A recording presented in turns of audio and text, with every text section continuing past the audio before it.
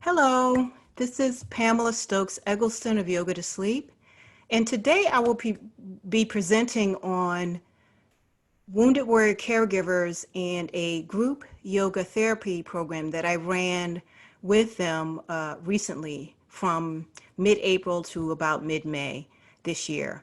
And so the title of my presentation today is called Sick and Tired, Yoga Therapy for the Caregivers of Wounded Warriors. And so I have a presentation. I want to jump right into that now. So I'll be sharing my screen and talking about this unique program.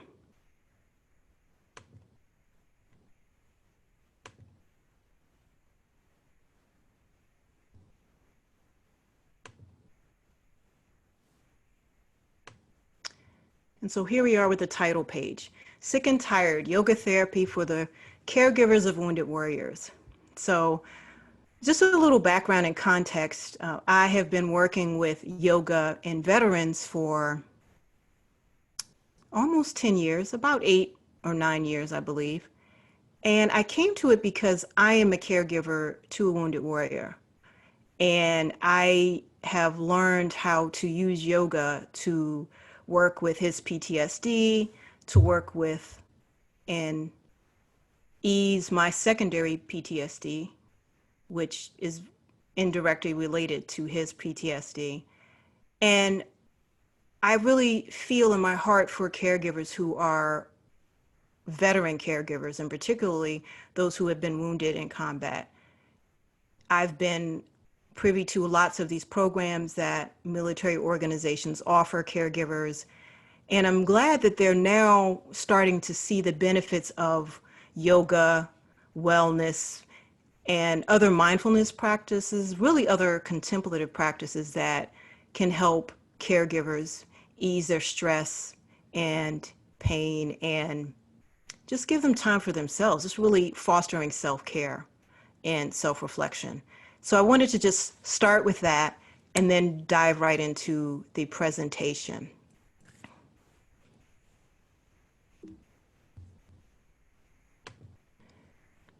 And so here's a famous quote that we all know. If we don't, Fannie Lou Hamer said, "I'm sick and tired of being sick and tired." There's context there because she's an African American woman, and in lieu of the current climate that we're in with regards to Black Lives Matter and social inequities and injustices, I think this is definitely very timely for our times and going forward post-COVID. So, and I like that picture of the dog wrapped up in the blanket.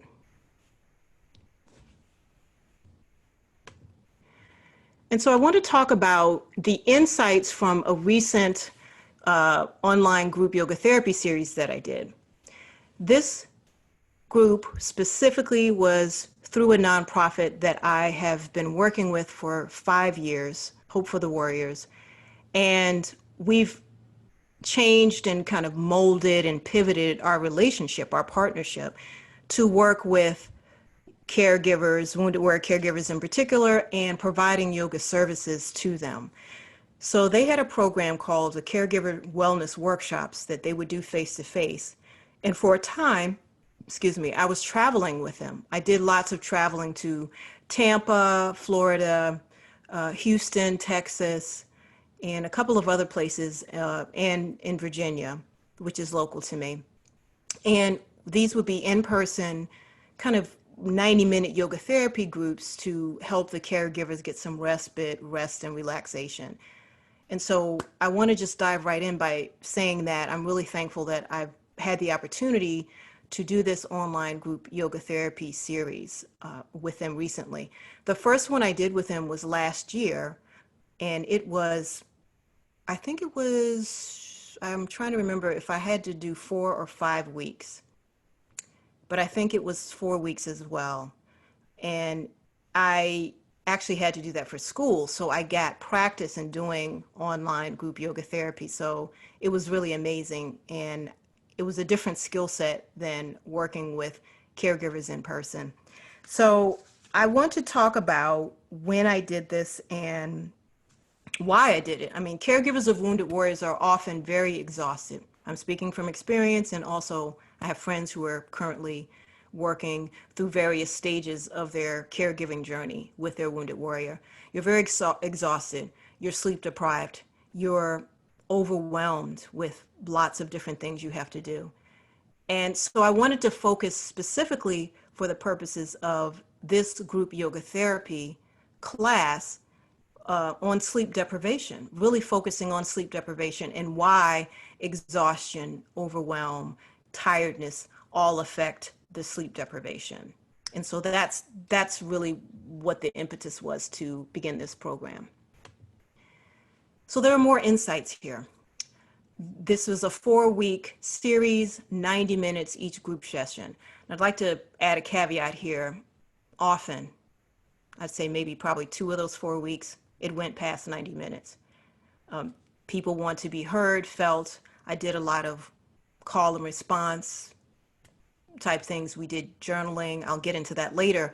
But I allowed people to talk about what was coming up and how they felt.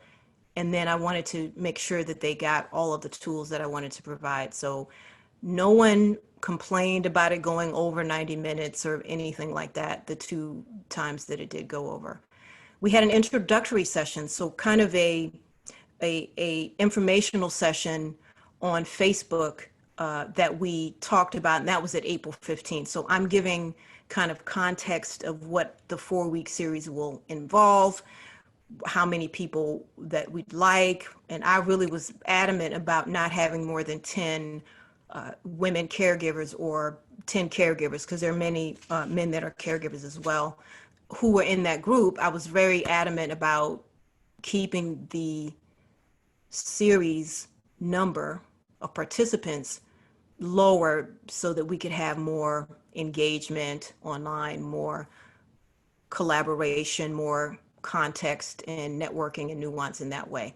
So we did have 10 women, no men, unfortunately, but I have had men caregivers in my groups who have varied levels of exhaustion, fatigue, sleep deprivation. And so we took time to go through that and share that. They're on varied caregiving journeys. There were many spouses that served in the Army, Marines, and they all had myriad challenges, including traumatic brain injury, mild to moderate to severe, post-traumatic stress disorder, physical disabilities, amputations, etc.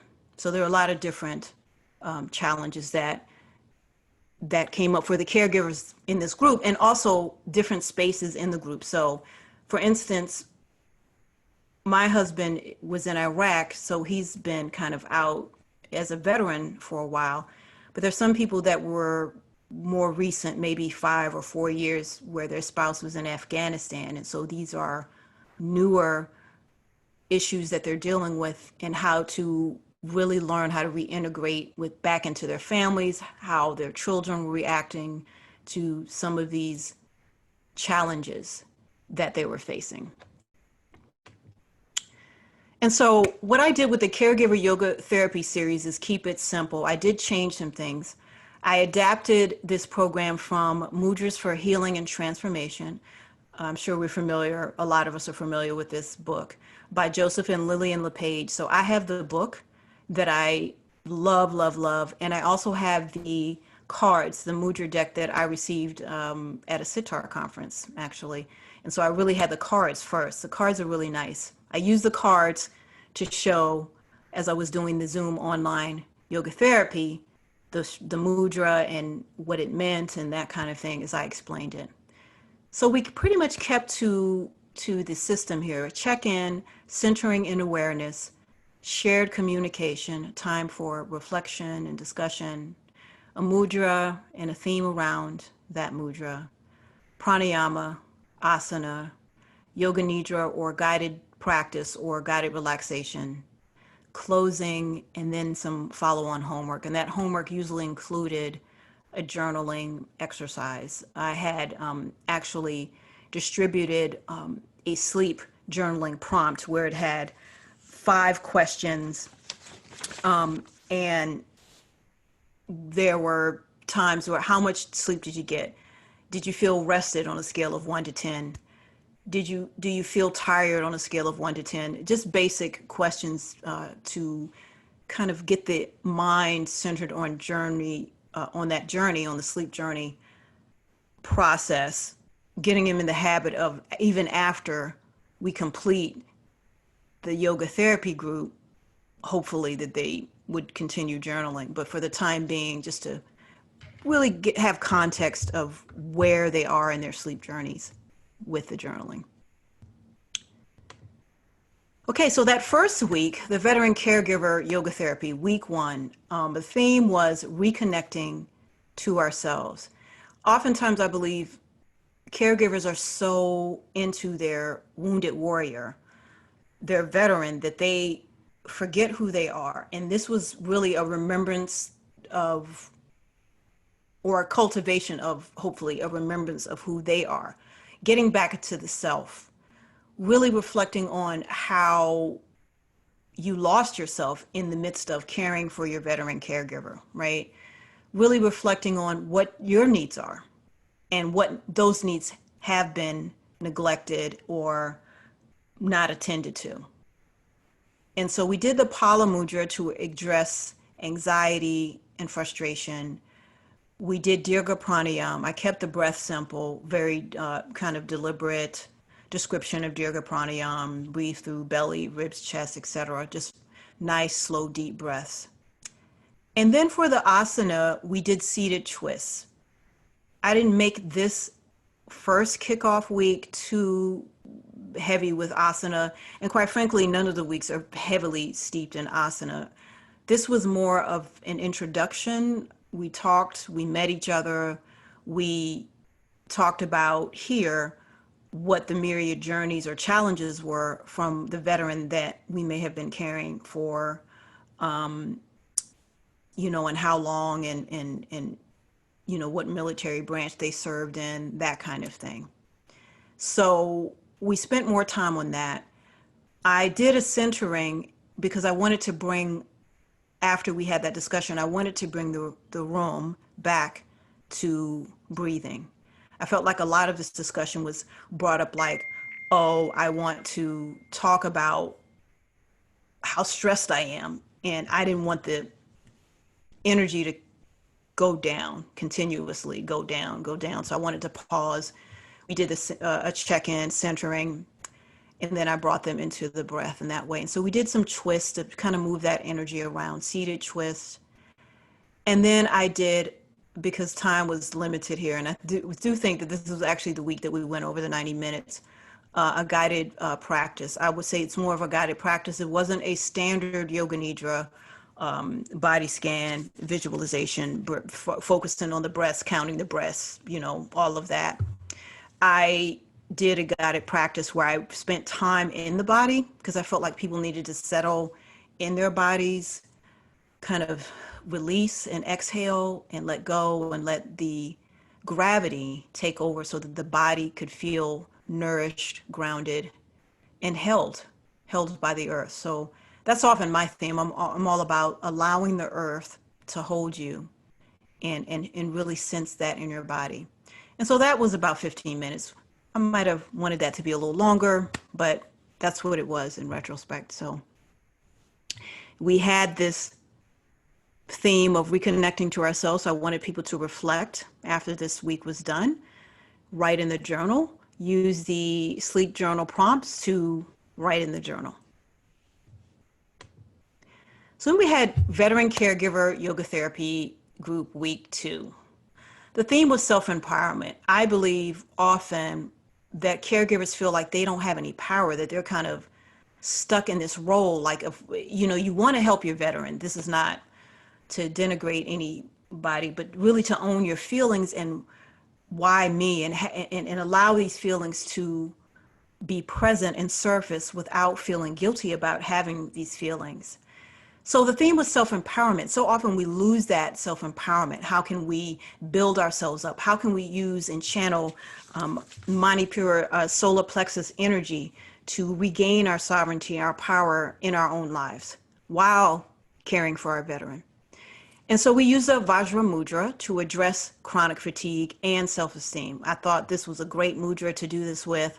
I think oftentimes in my travels in previous years, pre-COVID, when life was grand and you could travel anywhere, um, when I traveled to these different places and did in-person yoga groups, I felt like the self-esteem everyone was talking about. I don't feel attractive, or I don't feel like I've done anything, or I feel really nervous about presenting this thing to my local caregiver group or whatever. And so I wanted to really focus on building ourselves back up, remembering who we are. So all of these themes build on the theme from the previous week.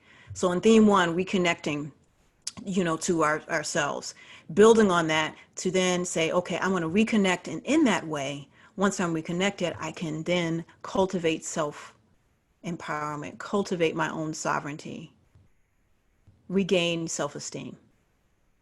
And so the pranayama we use here is a 4-7-8 breath. 4 inhale, 7 hold, 8 exhale.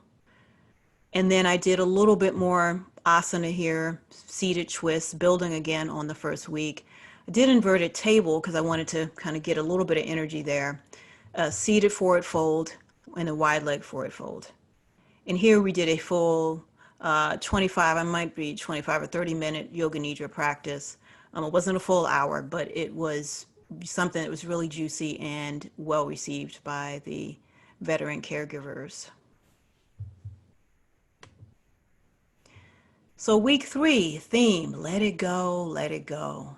So again, building on previous themes, building on this self-empowerment, building on this reconnecting to ourselves, allowing ourselves to exhale, right? Let it go, release, surrender. And so in this week, I started introducing yamas and niyamas because I think yamas and niyamas are tools that we can use in everyday life. And so, non-grasping, surrendering to the divine, right? Let it go is something that I wanted to discuss with them, and they were intrigued by it actually when I'm putting Sanskrit here, but when I was talking to them, I really didn't use the Sanskrit except in the mudra instance or if it was necessary to explain what I was doing, and really not to hold on to stuff. So parigraha, right? I really just kind of releasing of this, letting go, just allowing, and then Svari Pranadhana, surrendering to the divine. So, and then my favorite mudra we used to address insomnia, just straight on insomnia, the Mukha mudra, to really bring about calm and centering and relaxation, bringing about deep relaxation here. So at this point, we're halfway through the online group yoga therapy series, and I'd say about half of the people journaled and half of the caregivers were like, no, I didn't journal, I didn't have time, this kind of thing. So you start getting a sense of people certain things they want to do or not want to do, and the ones that are really serious about making substantive and systemic change in their lives. And I believe that people, even in this caregiver journey, because I can speak to it, create space to have the time to do things. I don't really enjoy journaling. I journal when I need to, like if I have some kind of, revelation, dream or something, I'll wake up and write it down. But to have somebody tell me to do it every day for 4 weeks, I probably wouldn't want to do it either. But based on what I learned in cognitive behavioral therapy for insomnia, it's like journaling really gets you to look at the pattern. And we all know this anyway, just in anything, allows you to look at patterns of things of how you eat. You might want to journal, just write down what you've eaten for a day, how you slept, and it really gets you to understand the patterns and nuances of why you're sleeping in a certain, or lack of sleep, and why you're sleeping lightly or why you're not sleeping all the way through. And so by this time, we also talked about sleeping with somebody who has restless leg syndrome, for instance. This was one of the instances, or has to sleep with a CPAP machine because he sleeps so heavily, he snores heavily in the CPAP machine. If you have it, I mean, I think they're getting better with these, but they're really like, you hear this loud kind of thing. And as things get quiet, it's very hard to get substantive sleep with this. And plus the mask on the face of your veteran, if he's tossing and turning, is going to end up pulling it off his face, and all these kind of things. So we talked about these kind of things. We talked about maybe you need to sleep in a separate room. And I could see people like, oh, I didn't realize I could do that, or, oh, I'm not going to do it. So just balancing that with using these tools, with also the explanation of you have to keep using the tools to see change. I've prefaced that every week, like you have to keep doing the practice, keep doing these things. So the pranayama is Nadi Shodhana because why not? Nadi Shodhana, alternate nostril breathing, is amazing, amazing, amazing to cultivate parasympathetic nervous activity, rest and digest, right? And that's what we were trying to do here. Yin, I moved in some yin, and so allowed people to hold postures a little longer. We did child's pose. There were one or two caregivers that could not do child's pose, so they did puppy. We did modifications. And then we did a really sweet, juicy supine twist that I left them in for a while. And then the yoga nidra practice was 30 minutes, definitely 30 minutes. Very detailed, very grounding. So giving them enough time in between each of the, levels of yoga nidra: body scan, breath counting, sensation, visualization, giving them enough time to have it full integration. So that was probably, I think, the deepest that a lot of them had dropped in, and many of them fell asleep because they're exhausted, they're overwhelmed, they're tired. And so our veteran caregiver yoga therapy group for week 4 wraps it all up, cultivating harmony. So we're building on this theme of reconnecting to ourselves. What was the I'm trying to remember the other theme. Reconnecting to ourselves, letting it all go, self-empowerment, all of these things, right? Cultivating harmony. So this harmonious relationship with ourselves. And so I believe that, again, I repeated the niyama of Ishvari Pranadhana, surrendering to the divine, and santosha, acceptance, but really a contentment in that acceptance, really not accepting like, oh, I can't do anything about it, but accepting where I am in this moment, and also accepting the fact that I can empower myself to move through this space, to move through a re-remembering of who I am. And so for this mudra week, I did Hakini mudra for full integration of all these things. So just building on all of the themes and having all of that cultivation. I think Hakini mudra was great for integration. I stayed with Nadi Shodhana for relaxation. There were a couple of caregivers that were like, yeah, I don't like it. They did it, they practiced it while we were doing the live online yoga therapy group, but doing their homework, they were like, I'll do this 3-part breath or this 4-7-8 breath. So you start to see when people's preferences are. People at this point started journaling. And so by this point, most people had journaled, even if it wasn't every day. They wrote stuff down and they were able to look back and reflect on what things were illuminated for them in terms of their sleep deprivation, where they were drinking coffee, what they were allowing their kids to get away with. There was one caregiver who's like, she was doing power yoga for an hour, and she claimed she didn't have time to write in her journal or to do something that was relaxing. And her energy told me that some people like to stay in that SNS, sympathetic. I'm going to stay here. My husband's here. I'm going to stay here. The kids are here. We're all, at fight, flight, just all the time. And she was really struggling when I was doing guided relaxation, yoga nidra, dropping down. My kids may come in to disturb, that kind of stuff. That energy was swirling around. She got a little bit better by week 4, but,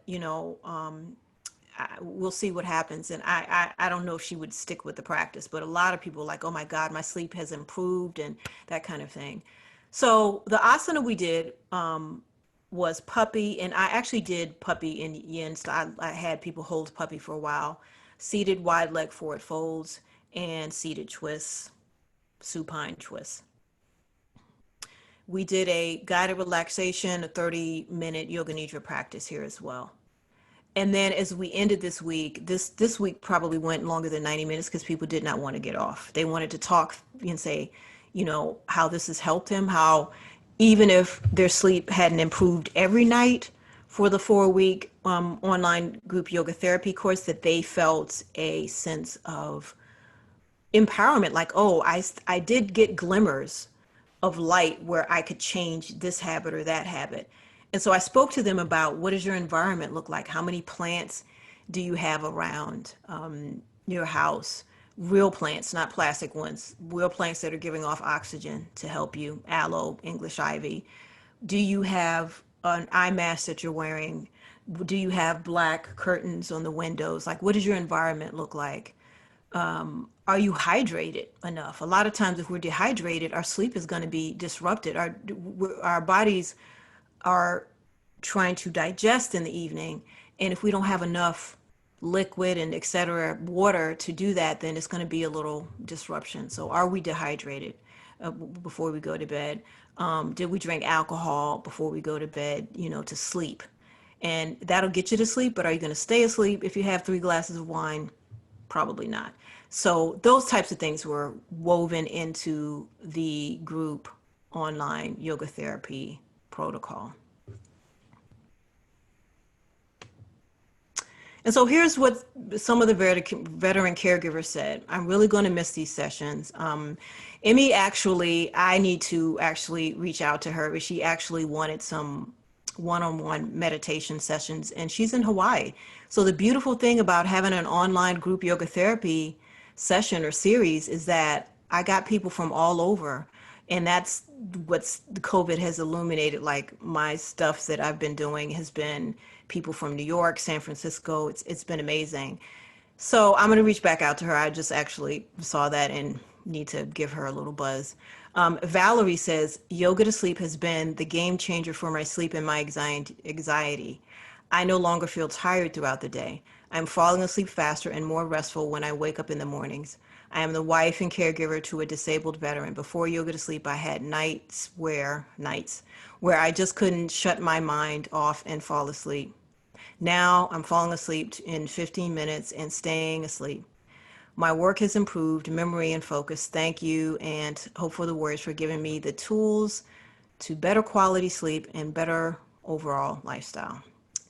So I was really happy that Valerie was like, I'm going to send you this because it was just amazing. And I thought that actually, when you start these things, you're like, okay, she's going to be the one that I'm going to have issues with. And she didn't, she didn't journal for maybe that first week or second week, but the third week it started picking up because she noticed that she was actually sleeping better. So she's like, maybe that's good. I'll just write that part in.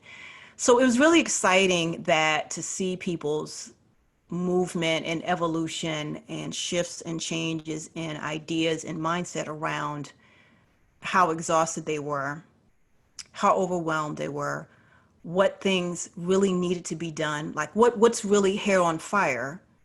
Do you need to wash your clothes at 11 o'clock at night? Those kind of things. And how much time you could give yourself to practice some of these tools. And the reason why I love the mudras is because you can do that in the car. Like, if you're waiting, I told them, if you're at the VA and you're waiting for your husband to get out of his appointment, you can do that 4-7-8 breath and do Hakini mudra or Dibunga mudra and just breathe. You can keep your eyes open. Maybe people will look at you weird, whatever, holding your hands in a weird way. But you can relax in the VA just with these quick, simple tools. If you're in traffic, you can do that breath quickly. So I'm really conscious of giving caregivers quick tools, 2 minutes to meditate. Where can you go when your kids are interrupting you or bothering you? Have to go to the bathroom, have to take a shower in the morning, lock the door, maybe stand in the shower, maybe use a little lavender oil, meditate for 2 minutes in the shower as you feel the water, like really feel the water hitting your body. Those kind of things. I'm trying to give people little tidbits to take away since this series was coming to a close. So yeah, it was I really enjoyed running this series and leading it. So that's it.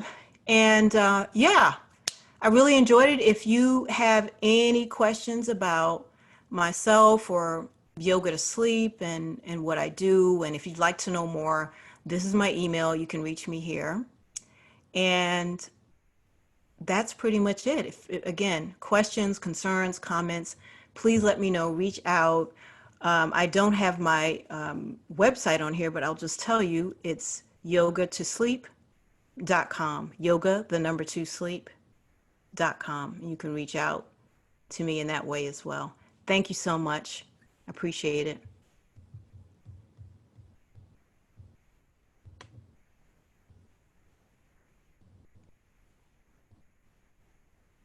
Have a great day.